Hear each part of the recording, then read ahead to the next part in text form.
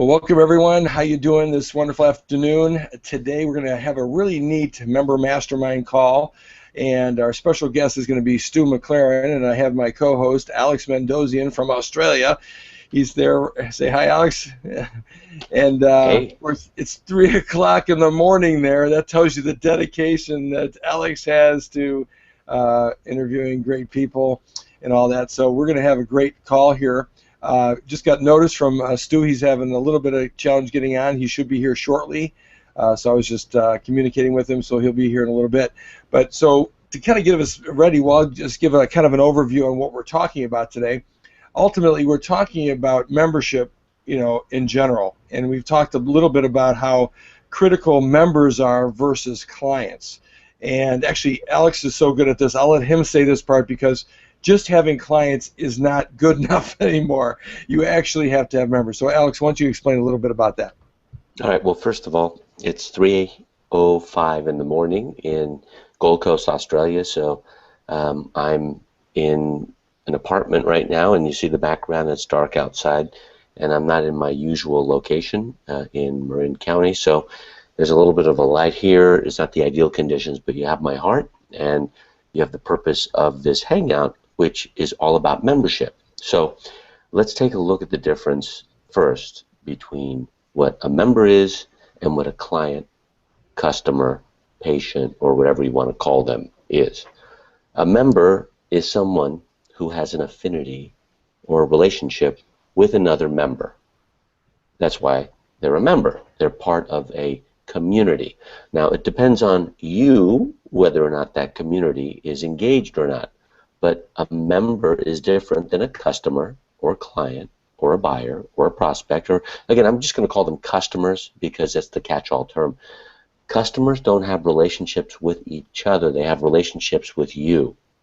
It's a one-way dialogue, monologue with you. Typically, it's a monologue, you speaking to them, upselling them, downselling them.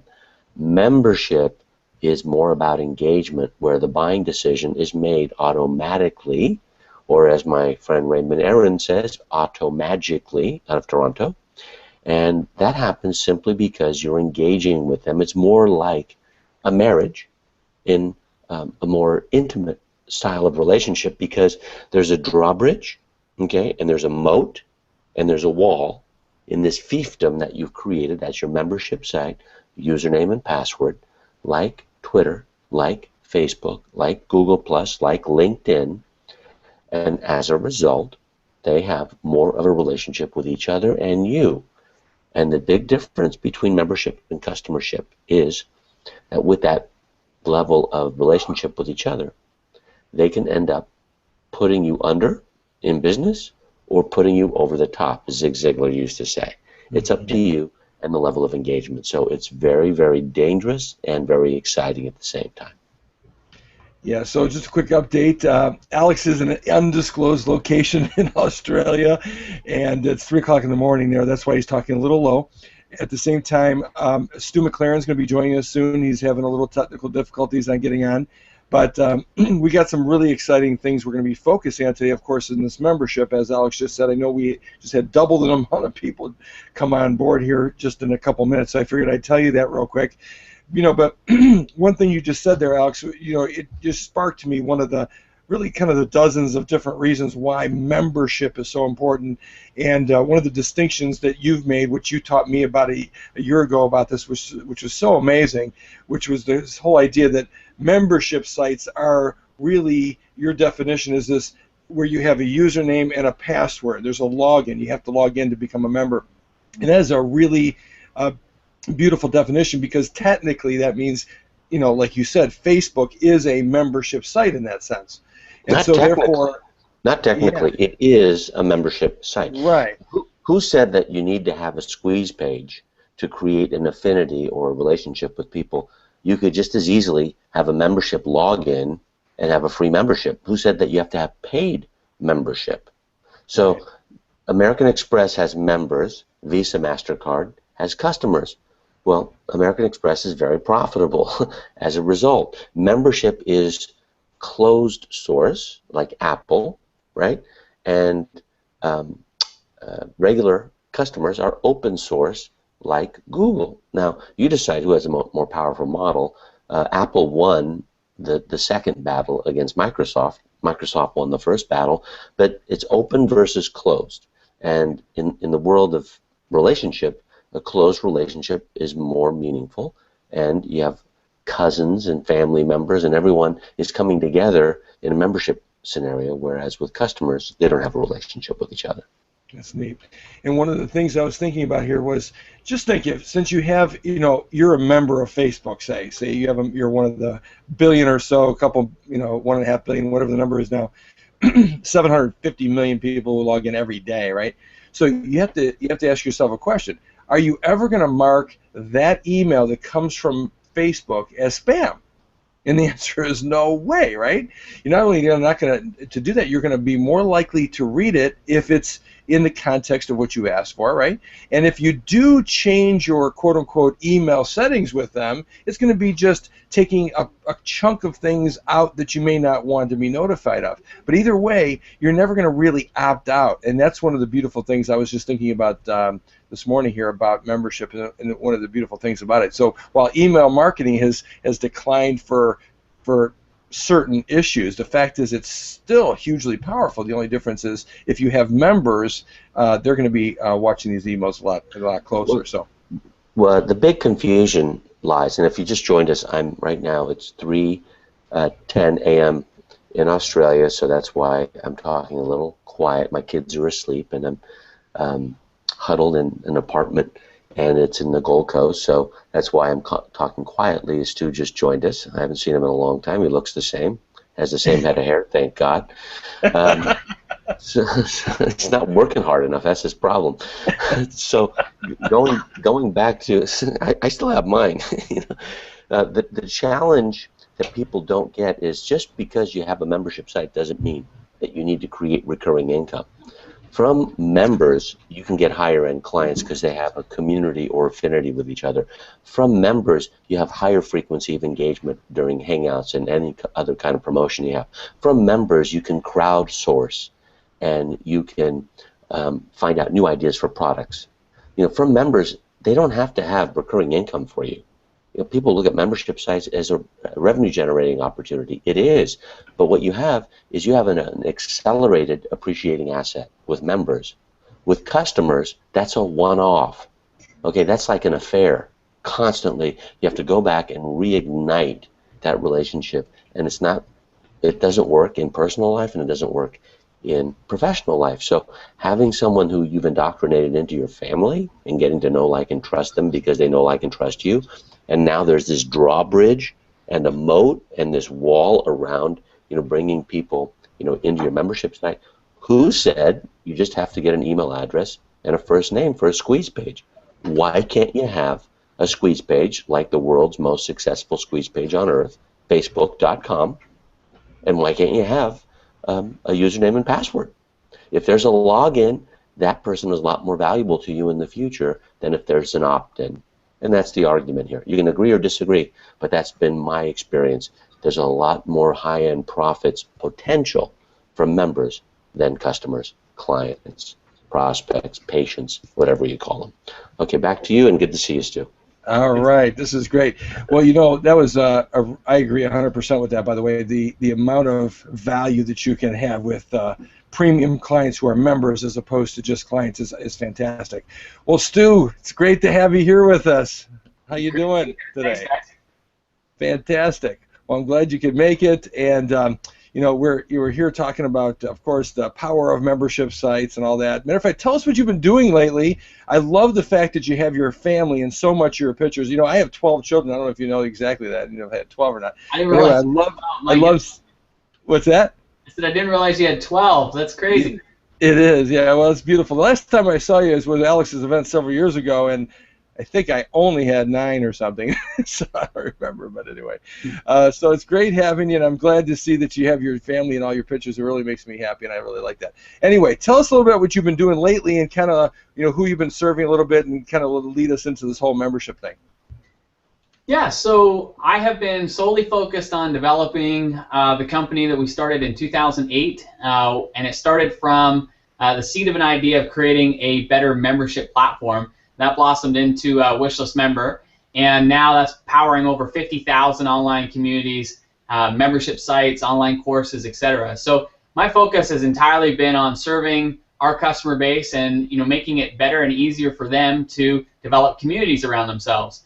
In the last couple of years, I've specifically been helping New York Times best-selling authors, people who have big platforms already, help them transition from purely providing free content to doing a mixture of free and paid content.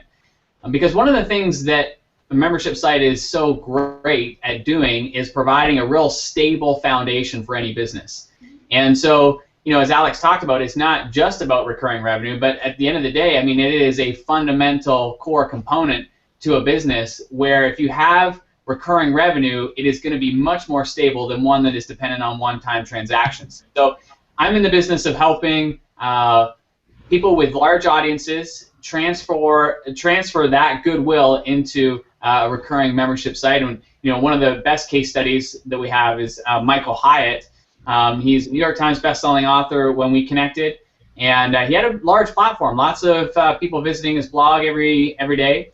But the reality was he didn't have a revenue stream that was built around that. He was on the road speaking a lot. He was tired. He was worn out, and we started working together. And in 16 months, we were able to get that to a 7-figure-a-year membership site, and that continues to grow. I mean, so it's been a lot of fun, and that's been my focus the last little while.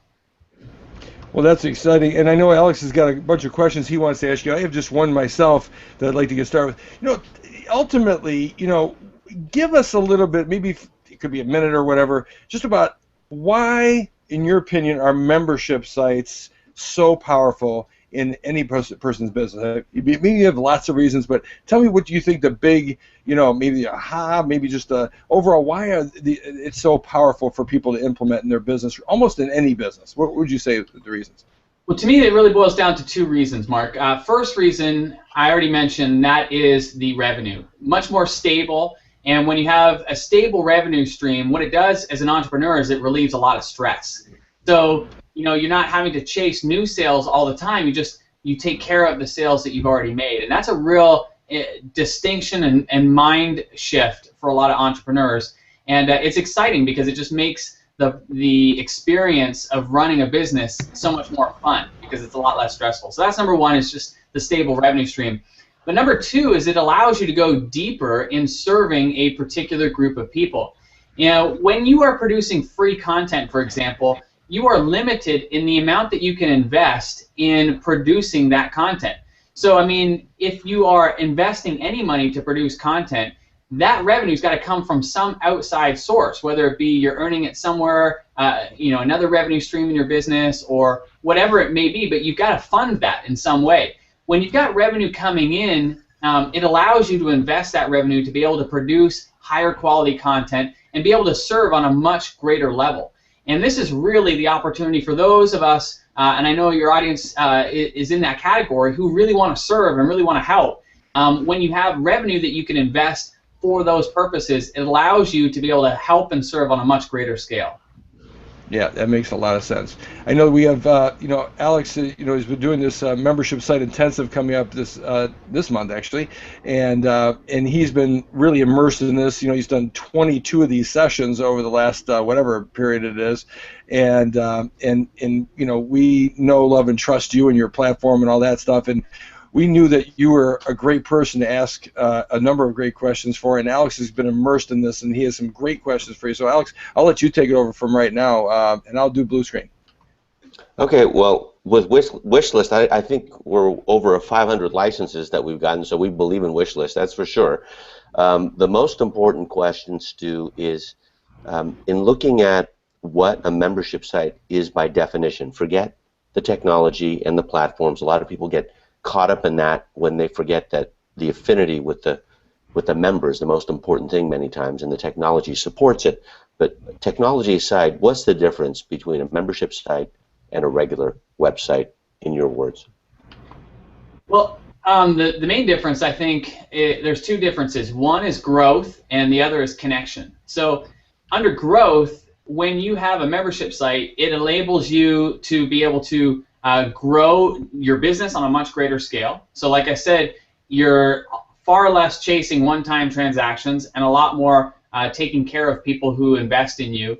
And that in and of itself is a great model, because if you take care of people and you have the ability to afford to take care of people on a much higher scale, they're naturally going to spread the word, and that growth compounds. And that's the real difference between a regular website and a membership site, is that the growth is compounding.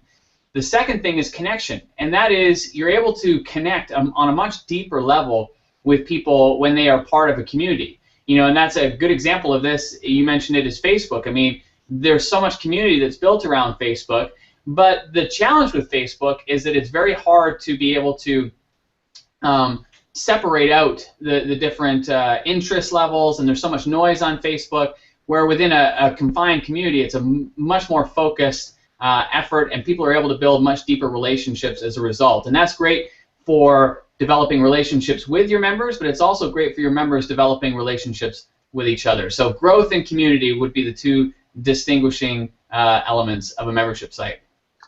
Next question's about mistakes. Think about some of the biggest mistakes you've seen some of your members utilize. You have arguably, I mean, I have a lot of friends who have other platforms that they use, but I think you have the best education that's available out there, and that's part of been my draw. Other than the affinity that we have in our relationship going in the past, if you have better education, then that's a very important draw with engagement. Think about some of the mistakes that wishlist member sites have had and how you've overcome them, or you've seen other folks have. The biggest mistake I see with my own tribe is they don't engage with their members enough. What they are doing instead is they're going after suspects and prospects who are outside of the fiefdom. In old Paris, Paris had a drawbridge. It had a wall around it. It was kind of like Jerusalem, you know. It was this fiefdom, and it was enclosed for protection, but it also maintained the community. And the worst case scenario is for you not to get sentenced to death. It was banishment. It was, you know, you're out, you're gone. And so the biggest mistake I see is people are constantly indirectly and voluntarily, but without intention, causing banishment, you know, from their members, because they're not engaging with them enough. They're focusing on people who are outside of the wall, outside of the drawbridge, trying to bring them in, versus work with the people inside of the fiefdom or the village or the community and build from there. So that's the biggest mistake I see, not enough engagement inside and too much effort trying to promote on the outside, and they lose, because they lose family by not paying attention to them. It's like a divorce, and they end up not getting new people in because they're, pardon the expression, pimping to get new members in, and that's what it looks like. You know, they got their little purple pimp hat on, and it just doesn't work. So Stu, what's your take on the biggest mistakes you see people make? And I'm sure it's like frustrating, go, oh, there it goes again, but I know it happens all the time. Yeah, there are three big ones, and the first one is the one that you addressed. You know, a focus, the number one mistake is membership owners focus on getting new members versus taking care of existing members. And it's all about retention. So once a member joins your membership site or your community, it's about creating an experience that they look forward to each and every month. And there's far too much focus on getting new members, and as you said, not enough focus on taking care of existing members. So that's definitely the number one mistake, just not paying attention to your overall retention. Now there's over 60 plus strategies that we teach people specifically about retention, because we feel so important about that, and we're proud of the fact that our sites are 20% above average for the industry in terms of their retention rates. We usually average between 92 to 93% retention across all of our sites, which means 92 to 93% of all of our members stay every single month, and that's very, very high, and we're very proud of that. Let me ask you a question. This is an unfair question, so get prepared. Do you think that's because of the technology or because of your education on membership marketing? That's not because of the technology. That's because of our focus on retention, on keeping people happy inside of the membership. So it's we put a heavy focus on our efforts toward keeping members happy and so forth. And that's the number one mistake that a lot of membership site owners make, is that they don't pay attention to the things that are needed in order to keep members happy month to month to month. So they have a focus on new members versus taking care of existing members. So that's the number one mistake. Number two mistake is that their marketing of the membership grows very stale. So we see people trying to market their membership the same way every single month, month in and month out. And it's a mistake, because your list or your audience are going to see the marketing message one time, they'll see it a second time, but after the third time, they've just learned at that point that the offer's not right for them and they're going to ignore it. And so the mistake is trying to market the membership site the same way month in and month out. So how do you mix that up? Well, each month when you're creating new content for the membership, you lead by marketing the membership around that new piece of content. So for example, let's say that we had a dog training membership, and in month one we were teaching all of our members how to teach your dogs not to bark, for example. So we would create a promotion all around that whole concept of teaching your dog not to bark, and that's the reason why people would join this month.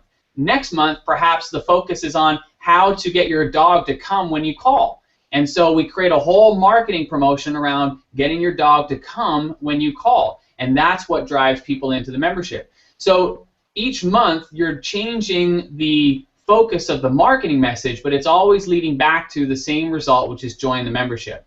So stale marketing is by far the second biggest mistake. And then the third biggest mistake is that many membership site owners don't communicate with their members. So communication is really key. There's an old school of thought that says once somebody joins the membership, don't talk to them, don't even communicate with them, because we don't want to remind them that they're going to be billed at the end of the month. So the old school of thought is just kind of hope they get in, and once they get in, kind of forget about them, don't communicate, and hopefully they won't realize that they're getting billed every month. Total BS. Here's the new way of approaching this. You want to... Well, wait a minute. Wait, just let's focus on that. That's total disengagement. Like, let's see if they'll forget, right? So let's not engage with them and just take their money so they can be more upset and talk to the credit card company, right? Exactly. And that's why, though that approach typically will last, 3 months to 4 months max, whereas we're seeing members stay a lot longer than that. So the new approach is communicate with members and remind them of the value that you're delivering each and every month. So at a minimum, we recommend communicating once a week, recapping all of the content that you provided that week and giving them a reason to come back into the membership site. Because again, people are busy. They're not going to be dropping by your membership site every single day. It's not on a reminder for them to log in and see what's new. So we have to communicate the new value that we've provided, and a simple message or email once a week that recaps all the new content and gives them reason to jump back in. And then along those same lines, creating anticipation for next month's content. So, my wife and I are a big fan of the show 24. And, we used to not be able to watch it week to week because waiting a whole week for the next episode was just torture. And the way that they structure that show is so powerful for all of us running membership sites to really learn from. Because at the end of each episode, Jack Bauer has saved some catastrophic situation from happening.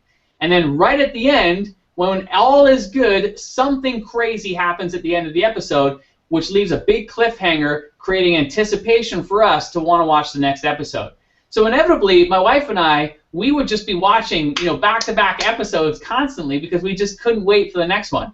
We want to do the same thing inside of our membership sites. So toward the end of each month, you want to create anticipation for what's coming up next month. So drop some hints. Give them a reason to want to stay into the next month. It all comes down to communication. So 3 big mistakes. Number 1, chasing new members versus taking care of existing members.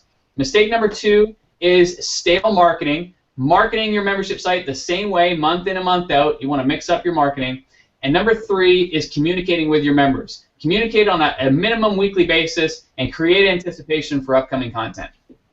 Hey, Stu, let me just say one thing real quick. I thought that was really brilliant, that last piece, not only about recapping the content, but in the anticipation thing. I think that's really brilliant to bring into this. And what's really exciting about it, too, is this whole, it's really educational selling again, because ultimately you're reselling them on staying a member, you're reselling them on why they bought, you're reconfirming their decision to be there in the first place. It's beautiful. I think it's fantastic. Yeah, you know, there's you see a lot of this now starting to develop with more specifically with tools. So there's a couple tools that I use on a everyday basis, and one particular is a service. It's called Fancy Hands. And basically what Fancy Hands is, it's kind of like a virtual assistant, but with very specific tasks. And the thing that I love is when I log into that site, they remind me of all of the time that I have saved as a result of using their service. So it kind of like hits you right between the eyes. It's like, man, I have saved, you know, over 17 hours this month using this service. And it's a reminder of the value that I continue to receive by using it. We can use the same thing inside of our membership sites. We need to remind our members of the value that they're receiving and the impact that that information is having on their lives. I love that. Go ahead, Alex. That was beautiful. I love it. Well, one of the most important things that I see that isn't done is an editorial calendar. And a membership site, much like a magazine or a TV broadcast or radio broadcast company or show, needs to anticipate. That was a very important concept that you not only stated, but again summarized. I thought it was brilliant. In the anticipation piece, sometimes is more important than the actual piece itself, because anticipation is unconsumed and it's exciting, looking forward to something. But most people don't have an editorial calendar. You know, they wing it. So what is your take on having an editorial calendar? That's what I call it. You know, what do you call it in pre-planning the content that's about to happen? Because spectacular achievement is always preceded by unspectacular planning, but it's still necessary. Yeah, we call it a content calendar, so very similar. And the way that we recommend membership site owners go about planning that out is think of 12 themes throughout the year. So that's one theme a month, and then you can build content around that theme. And likewise, as we mentioned earlier, you can build a marketing promotion around that theme. So there are many ways to go about it, but that's what I found the easiest, because typically inside of a membership site, you can think of, under the umbrella of a particular topic, you can think of 12 subtopics.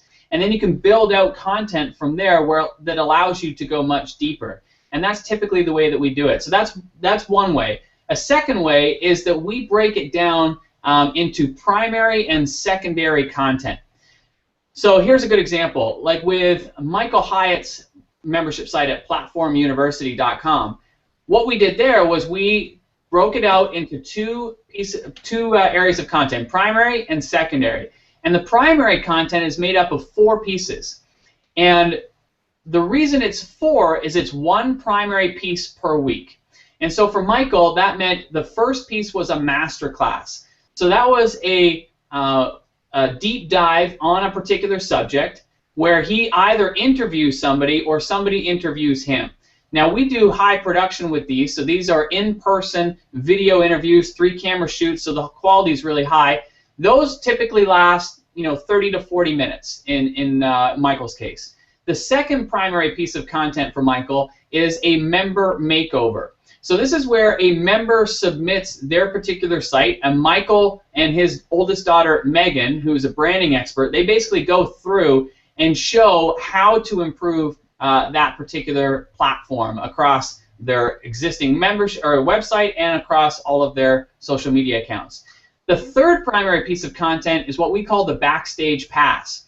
So this is a much shorter video segment, usually 10 to 12 minutes long, but this is where Michael is taking somebody behind the scenes, showing them, showcasing a part of his business. So one month, for example, he might show the numbers behind his blog, and he'll show how many people are coming to the site, the content that they're viewing, what he's learned as a result of looking at the stats for this particular month. He'll look at his podcast, showing the numbers behind that and which episodes were good and which ones were bad and what that means moving forward. So that's an example of the behind the scenes. So those are backstage passes. And then the fourth component is a live FAQ. So this is where members get to ask Michael any questions that are relevant to helping them grow their particular audience and their platform. Now, the beauty about breaking it down into 4 primary pieces, as I said, it's 1 a week, essentially. And the great thing about that is you can batch create them. So in Michael's situation, you know, he's just a very busy guy. So the way that we structured his is every 4 months, I fly down to Nashville, and so does our video crew, and we spend basically 2 days full filming content for the membership site. So in 6 days throughout the year, we essentially create a year's worth of content. And once our video crew has the footage, they go back, they start editing, piecing it together, and it all gets queued up inside the membership. So here we are now. We already have content for a full year, 14 months. We're ahead of schedule right now. So you can imagine the pressure that that relieves from us scrambling to come up with content last minute, because it's so planned out in advance. So there are 2 ways to go about it. One is you could create a theme for each month, and you could have the exact same process where you could batch create the content ahead of time, which is what I recommend. Or you could use the other method, which is breaking it down into primary and secondary content. And primary content, the way I classify that, is those are the reasons that people would sign up for your membership. That's ultimately what they're looking to get. And so we recommend 4 of those. Secondary content would be things like highlighting hot conversations in the forum, announcements, contests, things of that nature. But all of those would get put into the membership site. So that's kind of how we break it down.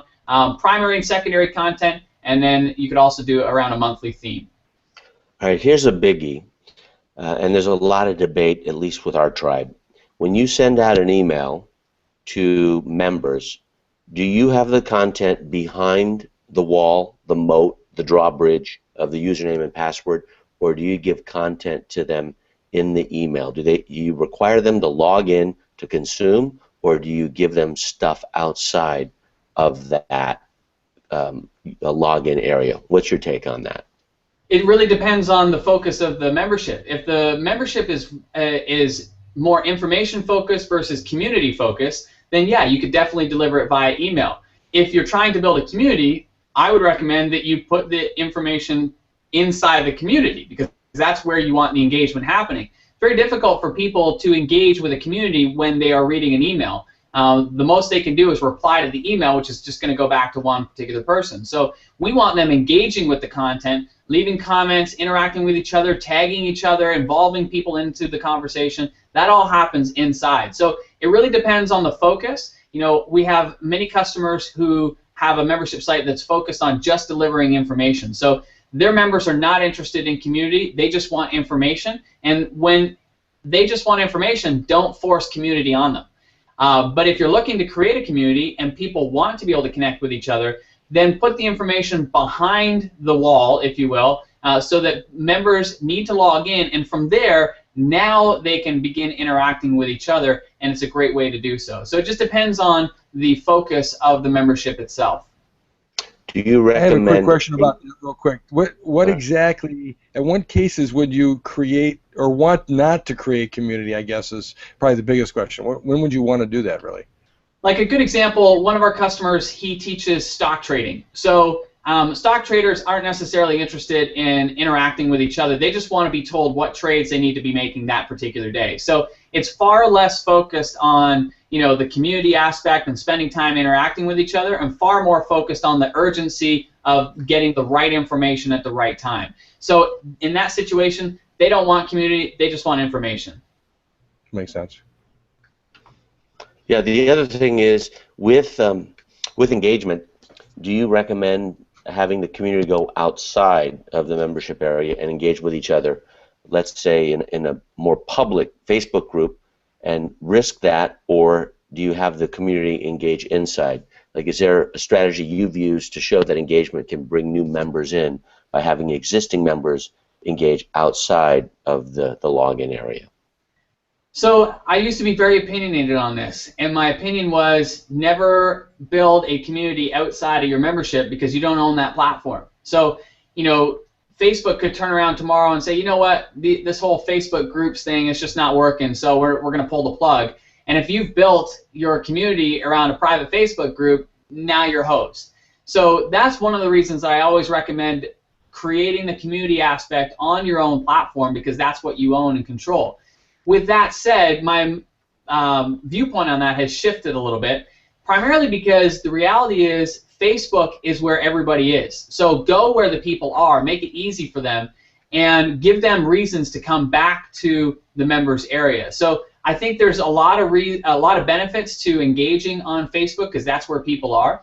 The downside to the engagement on Facebook is it's very hard to find conversations. So like if you aren't involved on a daily basis and you come back in, it's very difficult for you to get caught up on what's happened inside of that community. So it's really more of a real-time, communication. But if you're want to create a situation where your members can go back and get involved in past conversations, then I highly recommend doing that with a forum inside of your members area.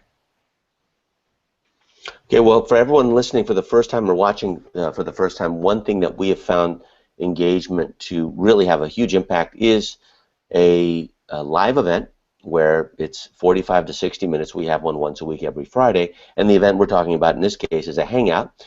In the days where Stu and I used to work together, it was teleseminars.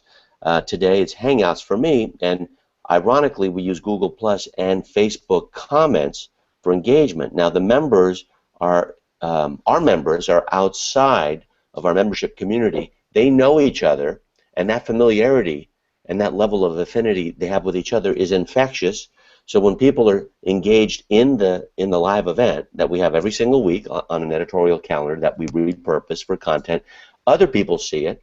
They want to be part of the membership, kind of like eating lunch under the pergola during grammar school, and you're with the musicians or the athletes, or there are all these little member groups that sprout out in school. The same is true with physical events. So using Facebook comments and Google Plus comments and using platforms for engagement at a live event, even when it's virtual, with members interacting outside of the login area has huge benefits, because people can sense this the family or the sense of community that people have with each other in the way they're speaking with each other, and a new person coming in kind of feels like an outsider until they're welcomed. So we have a new distinction that we called the engagement manager, the EM, and their job is to engage, not to say, hi, how are you, is just to engage one existing member with a non-member and almost set up a sponsorship or a big brother, big sister program. And it's one of the fastest ways to indoctrinate new members coming in. Stu, have you seen that sort of thing happen with wishlist member customers and other folks who do events like I do? Yeah, there's definitely one of the fastest ways to add a lot of members in a short period of time is doing online events. One of the things that we've noticed over the years are people who are doing like online conferences as a lead-in to a membership. Another way that we've seen events serve as a great way to generate interest in a membership site are doing things like public challenges. So, one of my good friends and, one of our customers, Jeff Goins, he helps other writers build a career out of, from their writing. And one of the challenges that he has done is like a 500-word-a-day challenge. And so he has made this it's a public, anybody can participate, but it's a great way to rally the troops and create support and encouragement within a community that ultimately leads to people joining his particular membership. So those types of things, online events or challenges or things of that nature, are great ways to certainly engage the social sphere and drive people to joining the membership. Mark? Sorry, I had my mute button on.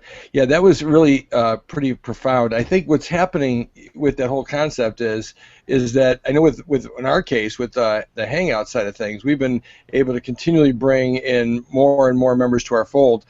I had a question when Alex was asking you about that other thing, and maybe it's either you or Alex could answer it actually, but it's like I need to when there's this whole idea of people having this desire to be in the inner place, right? Is there any things that you've effectively seen that allow or to maybe inspire that action of where people, they more want to get into the place that they can get into? Maybe you've seen some techniques or strategies that people use to maybe to pull that out a little bit more. Any thoughts you had on that? Yeah, there's a couple content strategies that we teach and I highly recommend people use. The first one is called the WHA sandwich. So the WHA stands for the what and how sandwich. So here's how it works. You produce a free piece of content that teaches people what to do. So free teaches people what to do. Then once people have consumed that content and you want to make it spectacular, the natural question after that is, well, how do I implement that? And that's where you provide the how part, the how of the sandwich, inside the members area. So here's a quick example. Let's say that you had a running membership, and what you could do is you could teach people what to do to prepare for their first marathon.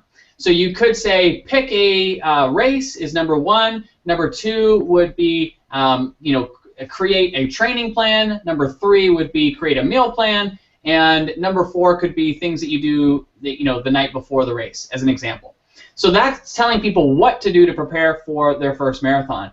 Inside the members area, you could be showing people how to do that. So an example would be, if you're looking for races, you could have a directory of all the races across the country organized by state. You could have a directory of the races organized by average finish times. So, for somebody who might be looking to set a personal best, they're going to be searching for the fastest races that they could join in the country. So what we're doing is we're making the implementation so much easier for people, and that's really the key with this. Another thing that you could do about that mirrors up with that article, if you're telling people to create a training plan, you could create training plans for them, and they could be for different types of people. You could have a training plan for the first-time runner. You could have a training plan for somebody who's trying to hit a certain time. You could have a training plan for somebody who is getting over an injury. So there's many ways to, again, be of service and add the how part where they actually implement inside the members area. Meal plans, you could provide that, but you could take it a step further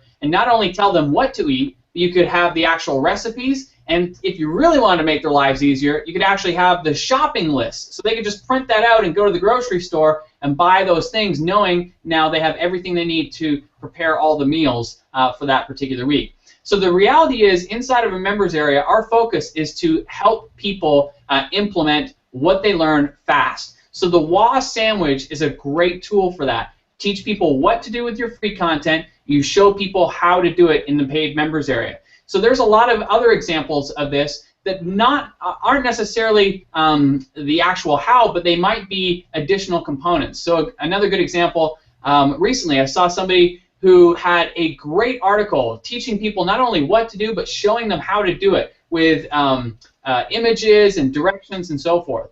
But their call to action at the bottom was, if you would like to see me actually set this up through a screencast video, click here, and then that led them to the paid members area. And so again, people are wanting that little bit extra, that little extra hand-holding, if you will, on the implementation side, and that leads them to the paid members area. Or it could be a swipe file, or it could be you could be referencing emails and actually give them the actual email copy inside the members area. So the WHA sandwich is a great way to be able to structure your content to take people from consuming free into becoming a paid member or paid customer. I really love that. I think that's brilliant, and I've written a lot of notes already. And I was just thinking about a couple things. I was thinking, I've been getting more into surveys again, and even assessments, recently. And I was thinking, you could create the what part, and of course then if you wanted to learn how to do it or get a specialized or a customized process on how to do it, come into the membership area and we'll actually have you fill out the assessment inside. With that in mind though, let me ask you a question from your perspective on monetization. At what point do you stop, say, maybe at what point do you use the login as an opt-in maybe for the free part of a membership versus paid and all that stuff? I mean, where do you draw the lines in some things like that for marketing purposes? Well, I think you typically going to have 3 tiers of content, if you will. So the first tier is your free content that has no opt-in whatsoever. So I don't want to create friction for people to consume especially my free content, because that's a marketing tool. I don't want to create a barricade between me and them becoming a customer with my marketing material. So there's a certain level that I want people being able to access regardless of whether they opt in for anything or not. The second tier would be, just getting people into the members area. That could be a free membership level. That could be the opt-in, that most of us have grown up knowing. And that situation, it could be as simple as providing using the WAS sandwich. So do the same structure. Tell them what to do in the free post, and then if they want that little bit of extra, perhaps that's the opt-in bribe. Somebody who's doing this very, very well is a good buddy of mine, Brian Harris. He has a site called videofruit.com. And when you go to blog.videofruit.com, you'll see how he does this. He has a great post, and typically, almost with every single post, he has some type of bonus or extra. So he's using the WAS sandwich in the same way that we're talking. Instead, though, of driving people to a paid members area, he's incentivizing people just to sign up to his opt-in list. So people read the what in the blog post, and then he shows them how to do it. But to get the how, they need to opt in. That would be the first layer. Then once they're inside the members area, then you could have all kinds of reasons for them to upgrade to the paid members area. And now in Brian's case, he's actually transitioning his site to this. So he's graduating from just the opt-in to now he's going to have a members area, and then from there he's going to upsell to the paid members area. But the concept is sound in that once people are inside the members area, there's all kinds of ways and reasons that you would provide them to want to upgrade. Yeah, that's really exciting. Go ahead, Alex. Well, everything Stu said, and what we've done to engage people is the single most important thing that anyone can do. In my experience, now we have members who barely know how to turn on a computer, to members who've been internet marketing for over 20 years, longer than I have. And it's the same for everyone. And this is also a combination mistake people make, but also an important thing that we have found to be the thing. Everyone focuses on one thing. My students, for whatever reason, they want that one thing. When there's many things, it's the one thing. There's a book called The One Thing, put out by Gary Keller. It's a great book. If you haven't read it, I highly do recommend you get it. He runs the biggest is working for him. But the one thing, if there is such a thing, that you can do to not only indoctrinate your members in a way for a trial that keeps them in, but gets them engaged to bring on new members, because that's the greatest source of flattery, right, and appreciation, is creating an appreciating asset where they're inviting others to come in because they feel like someone else is losing if they're not part of this membership, who have the same affinity. And the thing that you can do is what their experience is when they log in for the first time. And for us, it's always been, for me, it's always been, even going back to when I first started, back in 2001, when we pretended to have membership sites, and that was a quick start. Back then it was a quick start audio, but today it's a quick start video, where there's this big picture, and you have to constantly change it because the user interface and the platform will change over time, and you probably will have different navigation, and that's it's a growing and changing instrument that you have. But the quick start video is view this first, watch this first, and it gives like a big picture of what to do. So at the membership site intensive, which is our event we're having in San Diego, and Oceanside specifically, my opening introduction will be about 75 minutes, and it will give a big picture for the entire 2.5 days, which is very experiential. Stu's been to our events. I mean, he knows that scene and what that's like. It's highly engaged, but it starts not on day 3 or day 2, not even on session 2. It starts with, in our case, it's a 75-minute quick start, but you can have a 10-minute quick start, a 5-minute quick start, anything, even an introduction saying, hey, I don't have any tabs, I don't even have a membership site, I'm just trying to grow this thing, here's my vision. And the bottom line is, if you have an indoctrination video where they can watch it and they can experience what to do first, then you know that everyone has had that first experience. And then our first call to action with new members, Because if you don't indoctrinate them when they come in for the first time, you are fighting for your life to keep them. If you don't get people's attention in the first 10 seconds of a speech, you're fighting for your life to keep them engaged for the rest of the 60 minutes or 90 minutes or however long your speech is, even if it's 10 minutes. So the goal is to get them to do something, and what we get them to do is to introduce themselves. And the three simple questions have been the same for the past 12 years. And that is, what do you do, why are you here, and who's your ideal contact that you'd like to meet in this membership area? So I'm in the business of marketing, so who's your ideal prospect? That's what we ask. So what do you do? Why are you here? In other words, why did you join? That is a stick strategy, because it's reminding them why they joined. And by introducing themselves and by having this quick start video asking them to do something, we have found that the people who do introduce themselves stay on, and this is over 6 years, so I can say this with almost absolute certainty. They stay on 4.5 times longer than the people who don't introduce themselves.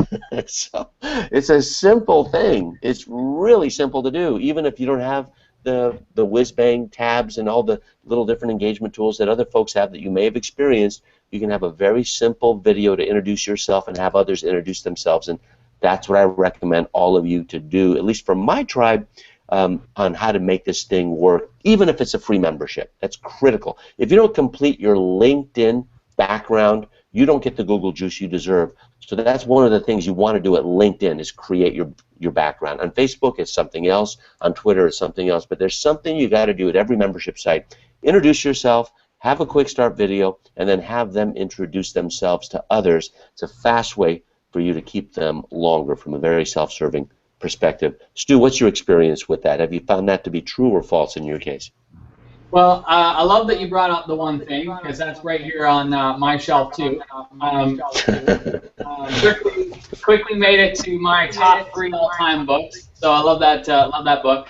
But yeah, from a experience standpoint, you want people engaging as quickly as possible. So I agree with you. You know, them introducing themselves is an awesome way for them to get started. Another good idea is just having a tour of the site, so that you basically take people in a short little video through the entire site.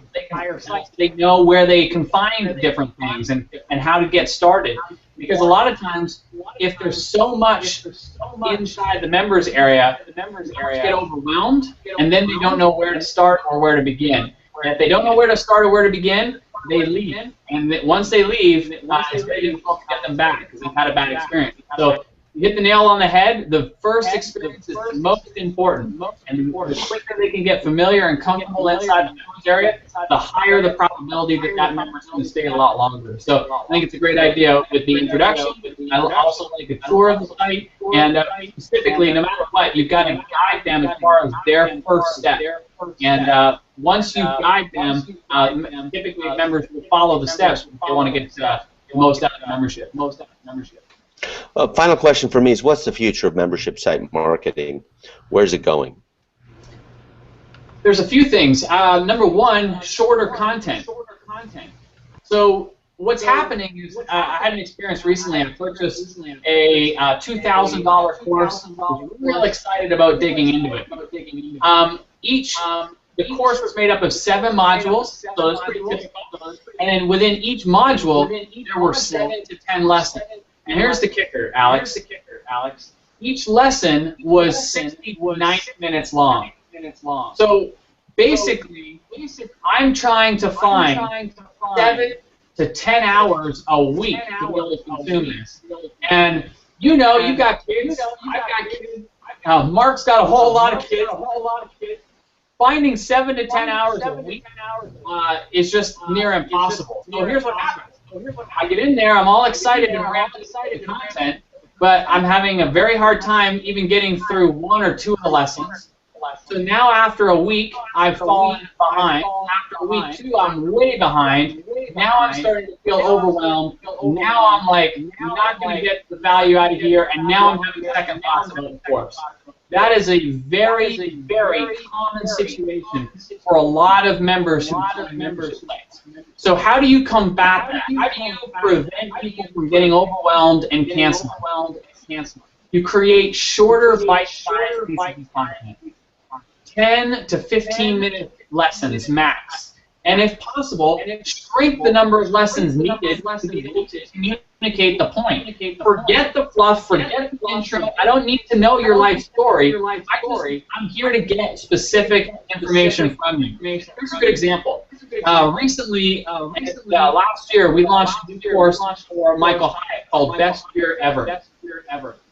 And this comprised of 5 lessons, and each lesson was 10 to 15 minutes long. So the entire course was less than an hour. And you know the number one that we got from the course? They said, I loved it because I actually made it all the way through. There was a sense of accomplishment that they had gotten all the way through the course. And there's a lot to be said for that. So the future, in my opinion, of membership sites are creating shorter, more focused, more straight-to-the-point lessons that members can consume and get a quick win from earlier rather than later. That's number one. Number two is that I really feel like membership sites are going to become a lot more integrated with tools. So tools that only can be accessed from within the members area. That's really going to be another great stick strategy or retention strategy, and it also increases the value of the membership. They don't have to go to outside tools, but it's all included inside. And the other thing I would say are more focused topics. I think less and less people are going to join a site for all-encompassing, broad picture topics. They're going to join for more specific, get in, get out type topics, subtopics. So, can you break your topic down even further? And if so, I think it's going to be much more targeted and certainly a much more viable option for people. So, shorter lessons, integrated tools, and more focused content. Yeah, just to punctuate that, Mark, and then we'll go back to you, is I come from the old school of thump value, which is now a myth. The thick course, Stu experienced that with Q&As that he did on Fridays for about 3 hours, and those days are done. That was the Teleseminar Secrets course, and they're done because we're in the social media ADHD age, and there's too many options now and too many points of contact, and I think the mobile phone and Steve Jobs and iTunes and iPods and iPads and iPhones have contributed to that. I'm going to also say the value in a membership site is not what you put in. The value of the membership site is what you leave out. Let me repeat. The value of the membership site is not what you put in. The value of the membership site is what you leave out. By letting people know who this is not for is a lot more interesting and more influential on them than letting them know who it is for. Exclusion and disqualification as a starting point, saying, if you're looking for this, and this is not for you, but if you're looking for this, then take a closer look. And so it's exactly what Stu is saying. It's more focused. The brevity of it is amazing. And all the value is in the fact that you've done your homework as the membership site owner, and they're paying for your research and time and suffering of figuring out what to weed out and take out of there. And you're only giving them nectar, not even juice. You're giving them nectar. And you have to make that crystal clear to them that I've sold a 2-page paper from Stage for $2,000. 26 closes from Stage. I've sold it for $2,000. I gave them 90% off, by the time I was done, and the whole room was in the back, but I still sold it for over $200. 2 pages, and all the nectar in that was in the membership site Q&A on explaining what the closes were. These are closes from Stage. These are what Stage presenters do. There are 26 of them, 13 on one side of the sheet of paper and 13 on the other. And so it was just in an envelope. And it was the most amazing thing I'd ever seen. I tested and tracked it. So it's what you leave out that's more important than what you put in. So what Stu said, you want to go back and review that again and again and again, because he's seen more than others because of the business he's in. And I think it's very, very good insight, because it'll just make life easier for me when I'm buying a course as well. I don't want to spend hours, man. I just want you as the content provider to have done all the work and then pared it down to 10 minutes. So teleseminar secrets for mobile phone users, taking 10 hours of content per module and paring it down to 30 minutes, there's a course there. But the old school is no longer, not only is it no longer viable, people don't even want it. They don't want it. The people what used to pay $2,400 for something, $2,500, they don't want it because they don't have the time and they are overwhelmed and they're completely consumed with outside distractions. Mark, back to you. Great points, Stu. Yeah, that was some great points there. Number one is, it's really funny. I was trying to find my One Thing book as well, because I got it as well. And Gary Keller is a pretty brilliant guy. Obviously created a pretty amazing real estate company. And so these thought leaders are all on the same page. It must be the good thing I'm supposed to do. Anyway, the other thing was, Alex, what you just said there was brilliant. About 20 years ago, I wrote a paper called "The 20 Reasons Why Information Is Not Power." And ultimately, we're in this communication age and information age. But the problem is, we're so over communicated that we've created this situation where we can't find the information because there's so much. So what you said was beautiful, in the sense that, look, it's about not so much what's in the membership area, but what's not, right? It's beautiful. I love that. So what I'd like to just get one last thing from Stu about is this, Stu, is that if you could give us the most powerful monetization strategy that you've seen working in membership sites. In general, what do you see that? Whatever. But what's your most powerful monetization working with membership sites? Well, it's a combination of things. I think what it distills down to is being intentional about your marketing promotion, specifically, rather than leaking out promotions. Putting in a full out effort for whatever promotions you do. So here's a good example. Recently we did a promotion for Michael Hyatt's Platform University, and the goal was to add 1,000 new members during that promotion. And going into the second last day of the promotion, we were at about 350, and we were confident that we would double that over the course of the last couple of days. But by the looks of things, we were going to fall a bit short of our goal of 1,000. So we kind of retooled, and one of the things that happened was that we went back through a lot of the comments and feedback that we had surveyed our audience literally about a month prior. And one of the things that we noticed was that our marketing message was focused on the wrong things that were relevant and attractive to Michael's particular audience. So we were focusing on things like our whole marketing campaign was designed around building your platform for the growth that it will enable you in your business. So the bigger your audience and the bigger your platform, the more revenue that your business will be able to generate. That's up there in terms of the things that people are interested in.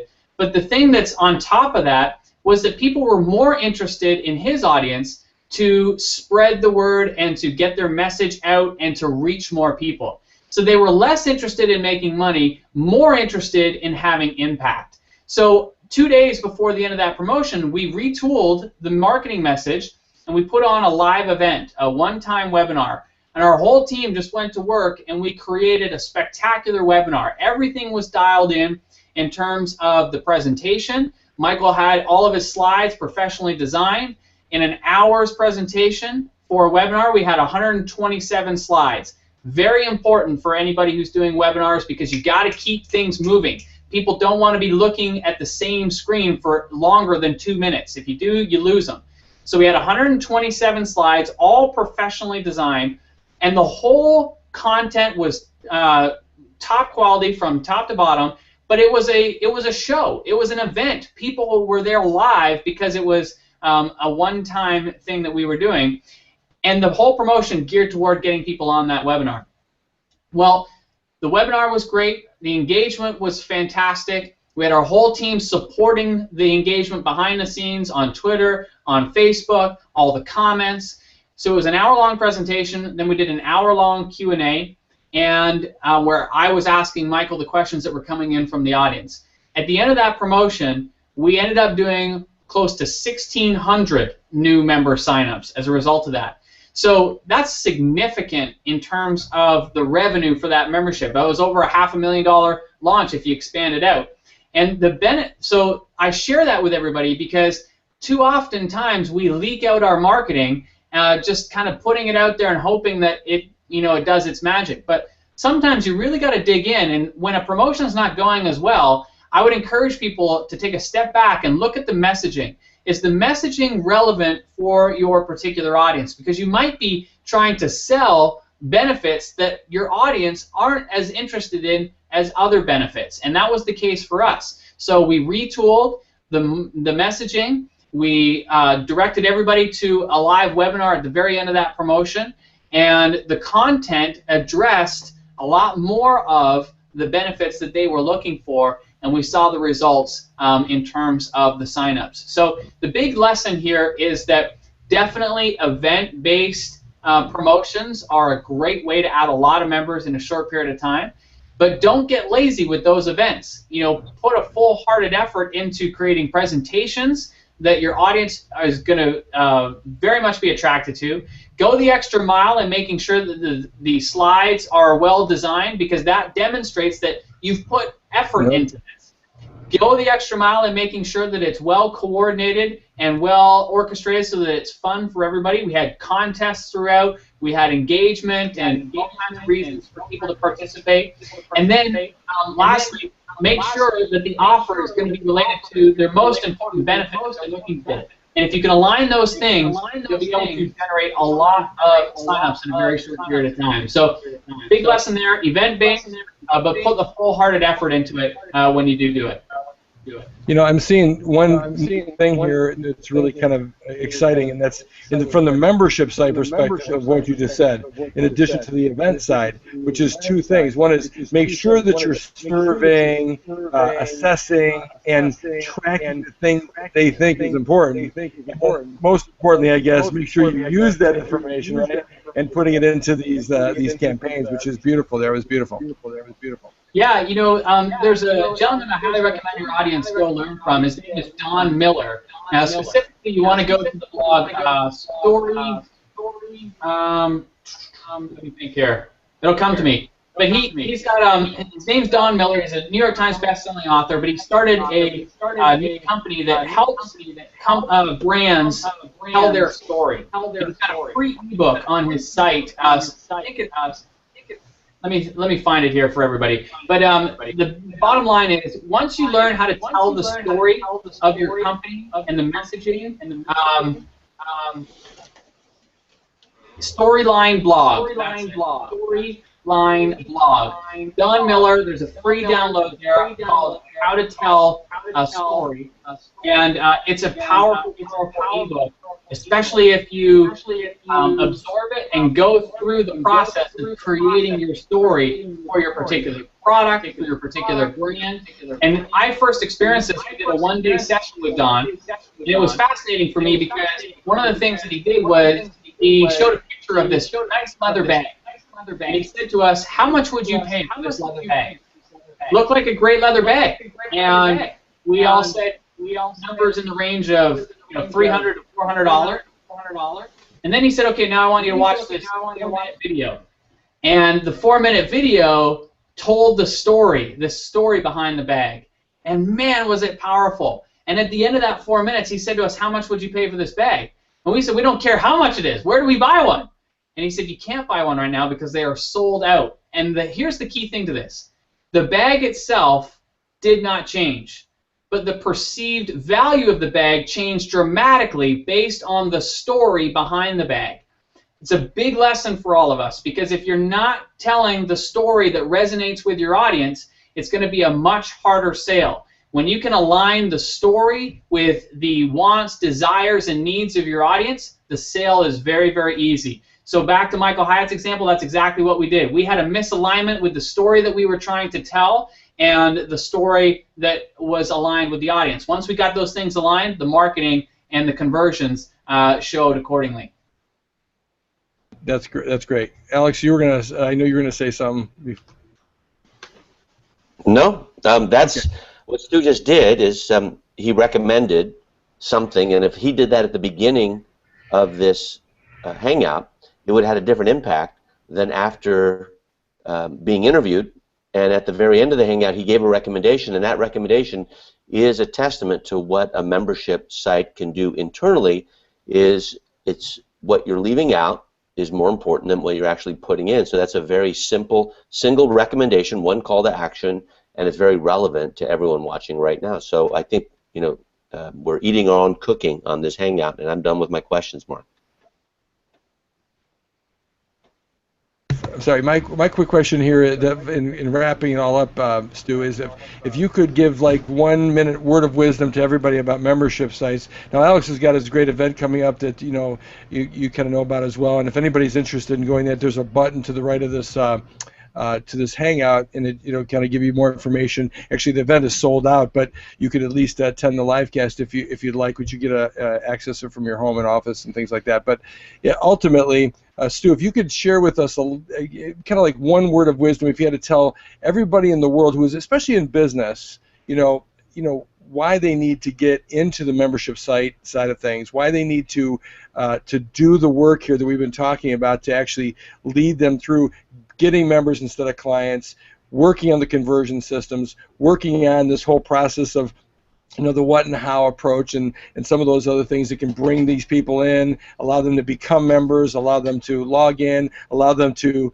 be monetized, and allow them to stick in that whole process and stay on board for. What encouragement would you give them that really could help them to see why it's so important? Because a lot of people don't understand why they should really get into the membership type of business. Well, the piece of advice that I would say is that if you feel stress in your business, it's because you are likely strapped of two things. A, revenue coming into your business, or B, you don't have time to be able to do everything in your business. So here's why I love a membership site. Number one, it stabilizes the revenue, and it's a compounding asset. So unlike a one-time sale, where then you have to convince a customer to buy a second or third or fourth product, with a membership site, you're only needing to make one sale, and then you just take care of the customer from there. So it's far less stressful, because it's far less stressful from a purchasing process, and it's far less stressful from a revenue generation process. So the stress level comes down because you've got a stable income in your business. The second stress level comes from time, and the process for that can be neutralized with a membership site by just planning ahead and batch creating the content like we talked about here today. So imagine Michael Hyatt as an example. When I first met with him, I talked to him about his business, and I said, why would you want to create a membership site? And he said, the truth is, I'm tired. He's like, I am an in-demand speaker, which means I'm on the road 30 to 40 times a year. And he's like, I'm just tired. I just want to be home with my family. I just want to be home with my grandkids. And I just want to be able to spend more time focusing on the things that I do best, which is creating new content. And so the membership site has given him that time back because, as I said, the content we create is essentially done in batches, in 2 to 3 day batches, and we do 3 of them throughout the year. So anywhere between 6 to 9 days for the entire year, and all the content is created. That comes because we have done a lot of planning ahead of time. But just think of the number one stress was money. The second stress was you don't have enough time. Well, we've taken what would he would incur, how God knows how many days traveling to those 30 to 40 speaking engagements and all the stress that comes with being on the road and away from family. We've neutralized all of that. He can create all the content from home, and it's done in 6 to 9 days batches. And then from there, he's got a lot more time to be able to focus on the things that he does best. So If people in your audience are looking to be able to reduce stress because of income, membership sites are a way to go. If people are interested in reducing stress because they're so strapped for time, there are new alternatives available to us today in the form of membership sites that completely eliminate both of those. The other thing that I will say is that with a membership site, there's a lot to think about. We've talked about a lot today. But just know this, a membership site is a living, breathing organism. So your first version is going to be your worst version, and be okay with that. But be okay with the fact that you can always continuously update it and improve it. So you don't have to try to do all of the things that we talked about here today or all the things you're going to learn at the event. What I would recommend is you just start with the core basics and just get it going, and then from that point forward, just continuously build and improve and iterate from that point forward. So you don't have to get it right, you just have to get it going, in the great words of my friend Mike Littman. I love it. I think that's a wonderful thing. I was actually talking to one of our clients who's a well-known speaker. Actually, he speaks about 150 times a year. He speaks before Congress, Fortune 500 CEOs. I mean, he's always, these four associations, really busy kind of guy. And he says, Mark, I have a family. I want to spend more time with them. I got to do something. So this is really a wonderful way of doing this. And this time of year we think about independence a little bit. So really, it's really giving them freedom. Which is really awesome. So it's a wonderful thing. So that being said, thank you very much on that, Stu. And then Alex, I want to give you kind of last word on this, and just kind of give your word of wisdom, and maybe also just a tad bit about the intensive and people coming to that real quick before we end for the day. Well, the membership model, in my experience, is different than the old model where we sold content. The membership model, in my experience, is I'm giving away free content and I'm selling membership. So it's kind of like the American Express model, where you're actually paying for membership for the right to consume that content. So whether it's fee-based or free, you're selling membership and you're giving away free content, whereas in the old days, which I'm going back 10 years, I sold the content. And many times I gave access to me free if you bought the content. Now access to me is for a fee and the content is free. So there's a shift, and there are many different ways to look at it. I'll just give you an example of a model that we utilize for our 2 events a year. And the one coming up is the membership site intensive. It's an intensive. It's 2.5 days. It's from the 13th through the 16th of July, and it's sold out. There's 108 slots available in the room. There have been 116 sales. There's a waiting list for people to drop out. People are coming from South Africa, from Europe, from South America. I think we have all 5 continents represented. And what's important is because it's sold out, it becomes more of a membership experience from the outside. So we're allowing people to come in from the outside, kind of like when I watched the World Cup back in the 1980s.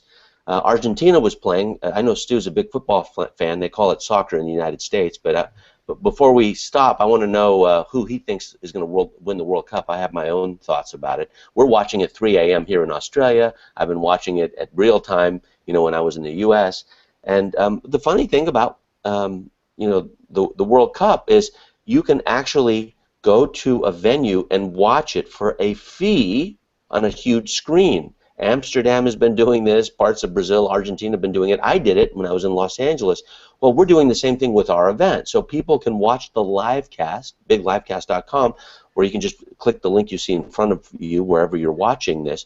And for a fee of about an 80% discount, because you don't have the experience, you're not physically there, for less than a dinner for 4 in most cities, you're getting access to the same content without the membership in-person experience, and the action guides and everything else on stage is being live casted out using a combination of Hangouts and YouTube Live. Now, that's a membership experience because we already have over 2,500 comments in the Facebook and G+ comment stream before the events even started. There's a username and password to get in, and yes, you can protect your Hangouts and YouTube live cast. But the important thing is the model is simple. Fill the room with everyone connected to the internet, and that's what we do. It's a very expensive event to put on. And then you have 10 times as many people on the outside watching. And it's pretty cool because I think just as many people go to seminars these days, but they go to fewer seminars. So I have 2 a year. There's 108 potential people who can come. It gets sold out 45 days before the event, typically. We've been very blessed. And then we sell 10 times as many live casts on the outside. And guess who our new members are from the next session coming in will be from the people watching the live cast this go-around. So just click on the button you see wherever it is you're watching this live cast. We're live now. You'll probably see the replay, and you'll hear me in replay. And the same thing that's happening with the World Cup in countries throughout the world is happening with our live cast for the membership site, Intensive. It's an intensive, it's experiential. It's not about technology. It's about how to convert high-frequency members, free or fee-based, into high-end clients. That's the spin that we have. That's a very narrow topic, and we believe it's easier to get a $10,000 client from a membership site than it is to get a $1 client from a membership site if you work it. And that sounds insane, but we found that to be true. So it's just as hard to sell someone on $1 as it is $10,000. You'd be shocked once you start trying. Definitely a $100 product. So one $10,000 sale is the same as $100 sales. From a membership site versus a customer database is the place to start to teach people how to enroll in your high-end products and sales. And so who's going to win the World Cup, Stu? I'll tell when you tell. Well, I was really disappointed that my home country of England got knocked out in the first round. But I will tell you that in the pool that they were in, Costa Rica looks really good. So as an underdog, I'm cheering for them. But it's hard to say because the #1 ranked team, Spain, is out. The #4 ranked team, Uruguay, is out. So I'm kind of left thinking that Germany has looked pretty solid in their round robin and round of 16. So we'll see what happens. I'm going to say Germany, though. Germany. Okay, I didn't think I was going to get an answer from you on that, but thank you for that. I think Costa Rica is going to win it. I'm an advocate for the underdog. I think Argentina is not playing well. They could be playing a lot better. Here's a great example of having superstars, and their system doesn't work consistently. Yet those same stars and other teams, when they play in the Spanish leagues, work brilliantly. You have the #1 seed out, and they just get flogged, by a team that they beat in the World Cup 4 years ago. So it's amazing what can happen, and it's a function of how well the teams are engaged with each other. So it's very relevant to this discussion. So Stu says Germany, I say Costa Rica. I don't know, Mark, have you been following it all? Is it even a fair question for you? No, I don't really do the sports thing, but I used to. It'd be pretty crazy. I had the painted faces stuff and all that stuff, and I got it all out of my system in high school. And then, one last thing about this. You said this is. Well, first of all, wait a minute. You have a soccer team. Your kids are a soccer team. Okay, you got one person who can be on the sidelines as an alternate, and if you count the mother and the father, you got 3 alternates. So I mean, you got a whole team that you could be playing, the Harris clan versus everybody else. Hey, we love actually playing soccer. I mean, I'm just not so much into the spectator sports. I read a quote from the guy who wrote The Time Machine. I can't remember, H.G. Wells, and after I read his paper he suggested that they create these sports arenas and stuff to basically be some kind of an opiate for the masses. And you know what? I just said, I think I got to stop. So I went cold turkey out of it, even though I really loved it. I was keeping stats. I had the whole deal anyway. But anyway, the other thing was, I just wanted to say one thing is that a lot of people, you mentioned earlier, Alex, about this event, and it's not about technology, and it isn't. If you need technology to really make your membership site work, go to Wishlist Member, go to Stu's platform. It's the best one I've seen out there. There's other kinds of things that can do it for you and stuff, whatever, but bottom line is that's the best software I've seen to make it happen. And then the other thing was, but if you want to learn the marketing side of it and the monetization side, also especially with premium clients, because Alex has been doing a lot with the high-end clients using membership sites, then that is absolutely for you. And at least where you're at right now, hopefully to the right, there should be a button to actually get into that. Either way, you can see what the scoop is. Otherwise, you can reply to the email you received, and we'll get you into this. Anyway, Stu, thank you so much for being here. We really appreciate it. We know we had some glitches there on the times and stuff, but we're glad you made it happen. And, of course, Alex, it's always great to have you and me on these calls together. So thanks a lot, Stu. Have a blessed day, my friend. Appreciate everything you gave. I actually have pages of notes from what you said, so I'm really excited myself for some of the things I'm doing. And to everybody who's watching, you know, obviously membership sites are something really powerful that you can use in your business, and believe it or not, can work in so many different types of businesses that you never thought possible.